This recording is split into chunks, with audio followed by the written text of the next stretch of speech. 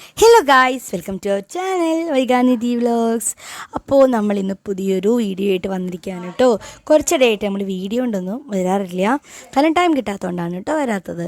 അപ്പോൾ പുതിയൊരു വീഡിയോ കാണാം. ഇന്ന് രാവിലെ നമ്മൾ ഉണ്ടാക്കിയത് ഊത്തപ്പമായിരുന്നു കേട്ടോ. ഊത്തപ്പത്തിന് എന്തൊക്കെ ചേർക്കാമെന്ന് വെച്ചാൽ സാധാരണ ദോശ പോലെ തന്നെയാണ്, രാവിലെയാണ് അരച്ചെടുക്കാമെന്നൊരു വ്യത്യാസമുള്ളൂ കേട്ടോ. അതിൽ ചേർക്കേണ്ടത് ഉഴുന്ന്, അതുപോലെ തന്നെ നമ്മുടെ പച്ചമുളക്, ഉപ്പ്, പിന്നെ എന്താ കുറേ സാധനങ്ങളുണ്ട് കേട്ടോ. അതൊക്കെ ചേർത്തിട്ട് അരയ്ക്കുകയാണ് രാവിലെ ചെയ്യുക, ഉള്ളിയൊക്കെ ചേർത്തിട്ട്. ഇത് നമുക്ക് ദോശ പാനിലേക്ക് ഇടാം കേട്ടോ.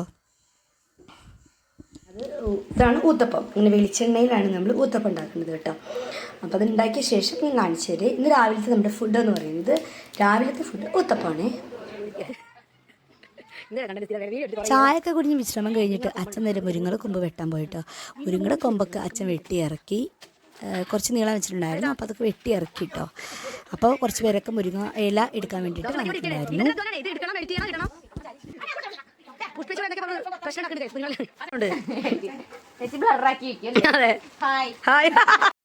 ചായയൊക്കെ കുടിഞ്ഞ് വിശ്രമം കഴിഞ്ഞിട്ട് അച്ഛൻ നേരെ മുരിങ്ങയുടെ കൊമ്പ് വെട്ടാൻ പോയിട്ടോ. മുരിങ്ങയുടെ കൊമ്പൊക്കെ അച്ഛൻ വെട്ടി ഇറക്കി, കുറച്ച് നീളം വെച്ചിട്ടുണ്ടായിരുന്നു. അപ്പോൾ അതൊക്കെ വെട്ടി ഇറക്കി കേട്ടോ.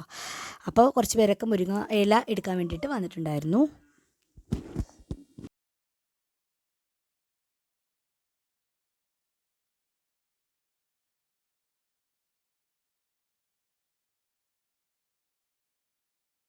ചായയൊക്കെ കുടിഞ്ഞ് വിശ്രമം കഴിഞ്ഞിട്ട് അച്ഛൻ നേരെ മുരിങ്ങയുടെ കൊമ്പ് വെട്ടാൻ പോയിട്ടോ.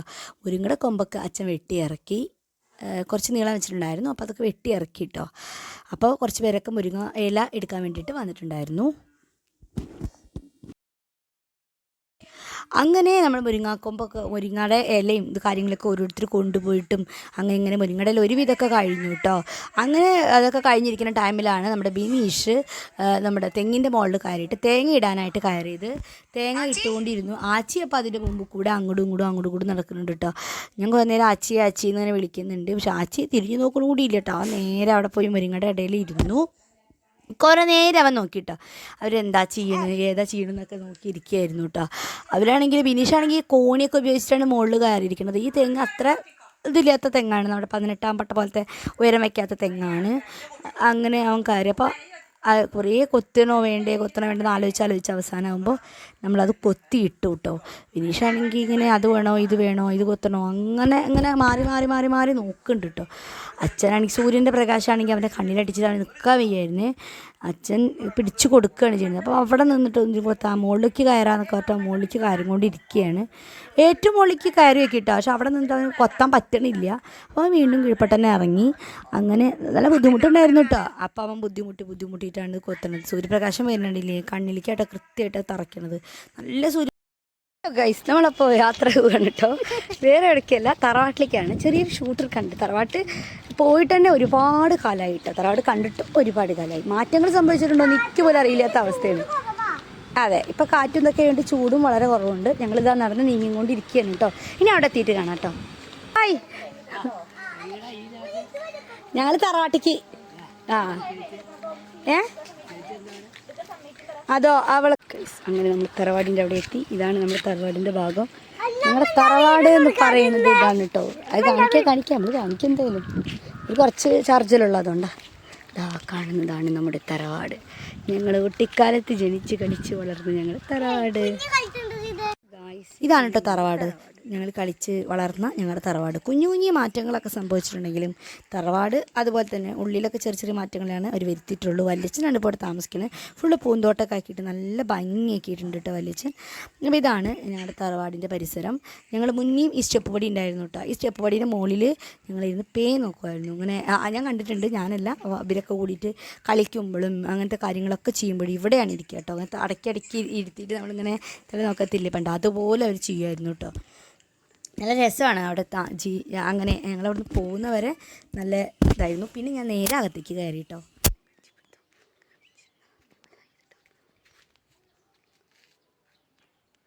ഈ ഇതാണ് ഗൈസ് എൻ്റെ അച്ഛമ്മയുടെ വീട്. അച്ഛമ്മയുടെ വീടിൻ്റെ ഉള്ളിൽ കേട്ടോ ചെറിയ മാറ്റങ്ങളൊക്കെ സംഭവിച്ചിട്ടുണ്ടെന്ന് ഞാൻ പറഞ്ഞല്ലോ, അതൊക്കെ ഉണ്ട്. പിന്നെ എൻ്റെ അച്ഛമ്മയും അച്ഛച്ചൻ്റെയും ഫോട്ടോ അവിടെ ഉണ്ട്. അതാ ആ മാലിട്ട് വെച്ചതില്ലേ, അതാണ് അച്ഛമ്മയുടെയും അച്ഛച്ചൻ്റെയും ഫോട്ടോ.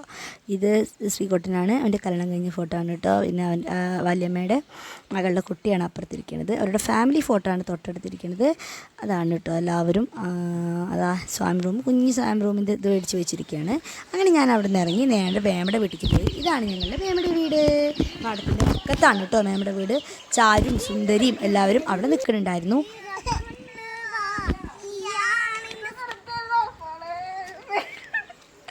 ഞാൻ എല്ലാവരും നിന്നെടുക്കും. തിരിയടി തിരിയേ, നേരെ നിക്ക്, ഞാൻ കറക്റ്റ് ആയിട്ട് എടുക്കാം. നേരെ നിക്കടി.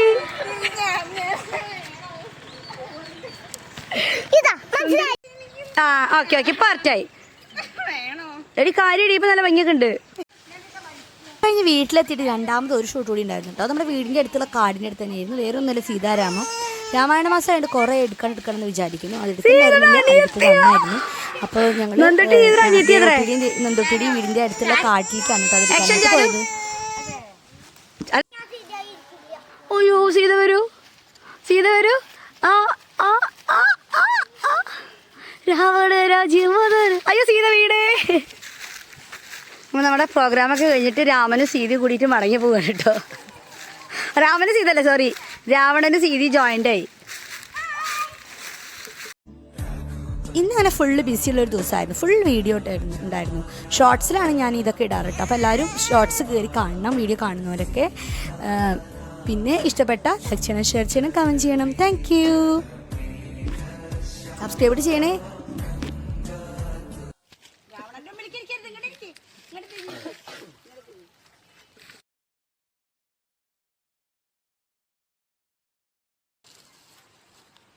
അതിനങ്ങനെ തന്നെ നിന്നോട്ടോ കുറച്ചു നേരം.